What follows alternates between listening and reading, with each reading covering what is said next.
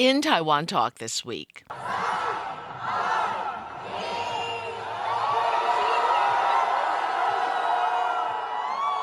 2026 may have kicked off just days ago, but we're still weeks away from marking the start of the Year of the Horse. This week, Los Angeles-based Feng Shui consultant Roger Land tells us what we can do during this transition time and what we can expect after the Year of the Fire Horse gets underway. It's a year he promises to be fast-paced because after 2025, more excitement is just what the doctor ordered. He begins by telling us how he got his start in Feng Shui. Because I grew up with a Taiwanese background, so Feng Shui was always part of the everyday life for me. It wasn't something mysterious. It was more about common sense, just like how space affects how you feel and think. Over time, I start seeing how the same principle works anywhere in the world, and not just in Asia. What I do right now is to help people use Feng Shui in a very practical way and make better decisions in daily life. Okay, we're already into 2026, but for the lunar calendar, the horse year has not yet started. Can you tell us about that transition? Because right now it's like we are still in the late winter, because we have four seasons. So right now, the old cycle has not a complete end, and the new one has not fully begun. So that's why traditionally the real happens around February 4th. So February 4th is the spring start. So when energy begins to move forward, you cannot just see on the calendar. Also, even though we have entered 2026, but the zodiac year, which is the horse year, has not started yet. This is just in between time. Is traditionally used for patient, just for cleaning, organization, and adjust the living space. Yeah. Is there anything else you can do to prepare for the coming of the year of the horse? Yes. Like I said, you probably just you have to do some preparation to clean your space, and do some feng shui adjustment, something. So that probably they can help you. Because the horse year next year gonna be so fast, because the 5 years gonna be everything is so intense. So kind of you have to prepare for that. Okay, wait, I'm going to ask you. You say that next year is going to be the fire horse year and that it's going to be intense. Can you tell us a little bit more about that? Mhm. Sure. Next year, in feng shui point of view, because every year have some portion have more activity, more problem. For example, next year we have to probably have to pay attention on the southern portion. No matter its country, the southern part of the country or southern part of your house. So basically, that portion have more activity, more intense. So kind of we have more trouble. So that portion need to be careful. So every year we need to adjust, keep that portion calm. For example, if that portion is your bedroom, then you have probably make sure it's clean, nice and quiet. We sometimes we use a certain color to adjust the feng shui for that. For example, if the room is south portion, you can use white color, you can use silver color, gold color, but don't use any purple color or red color, because that way make things even worse. So yeah, if it's south portion in your room, so if you already have red color, purple color, I would suggest to remove those colors this year and use some lighter color, like white color, silver color, or gray color even is good too. Okay, so what is the general outlook for 2026 and the year of the horse in particular? Again, I'm going to ask you about the fire horse reference that you made. That's quite Sure. interesting.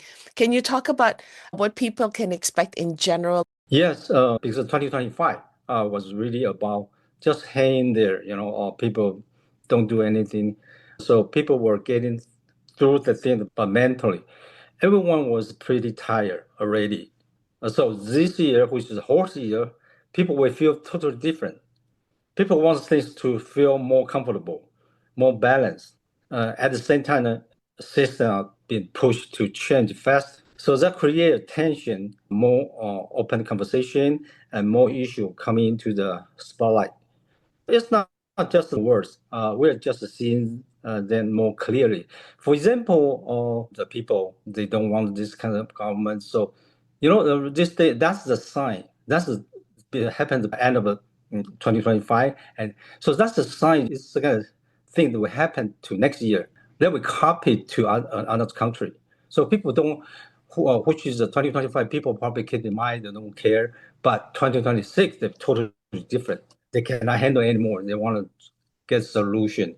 So like as all those war probably like Ukraine or something against Russia, something that kind of war probably end very quickly. That's what kind of like the situation happening in 2026. Okay, but what Mhm. about in terms of the economy? What kind of conditions can we expect for 2026? Okay, I think 2026 people probably will realize more about sometimes, just to politicians they against each other, but I think people more realize what's right, what's wrong. So they will show that they don't want to handle that much more. So they think about it's not right. I don't want who's right, who's wrong, but I think people will realize which part they think more can believe.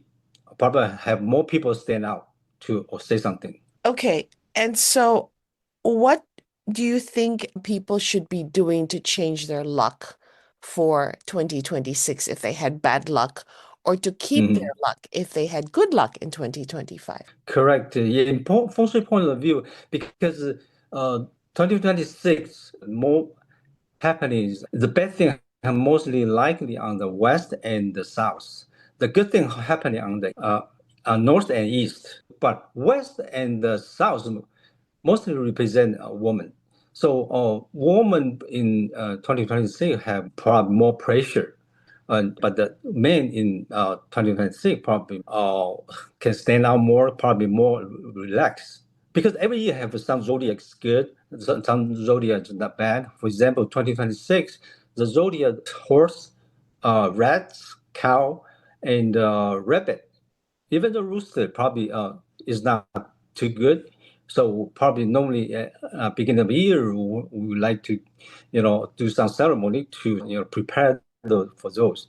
But some other zodiac probably is better. So every year is different. But in feng shui point of view, how do we prepare for this? Because we have to avoid go to west, go to south. Which is if you go traveling or you go to do business, if you go to west and go to south, probably have more bad luck. But if you go to east and north, you probably have good luck. So normally, like I said, prepare things happen like for south. Like I said, people use a white color, silver color, even use like a metal material like this. So normally we use like a wind chime or like a metal bell, something that feng shui item we can solve the problem. But west is just a kind of like it cause problem is more argument, more fighting. So that portion we most likely we use more like a red color. Red tone can reduce a lot of wood energy because the fighting is caused by the wood energy. The wood energy we can use the red color to reduce the problem. But like I said, good thing happening in the north and the east. So which is even including southeast, all those we can use a little bit lighter color.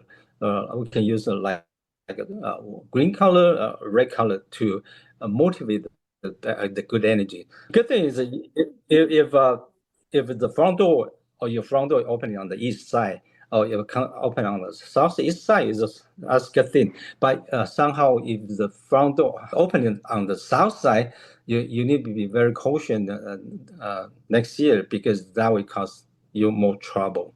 Yeah, normally you can handle like a doorbell or metal bell or wind chime on from the south portion. So Okay. will be easy to solve the problem. But you still need because the feng shui energy that you reduce probably only like 80-90%. You still need to be careful though. You were listening to Los Angeles based feng shui consultant Roger Lan. You can catch this episode on Spotify, Apple Podcasts, or wherever you download your podcasts. I'm Hope Go. Join us again next week. Thank you for tuning in.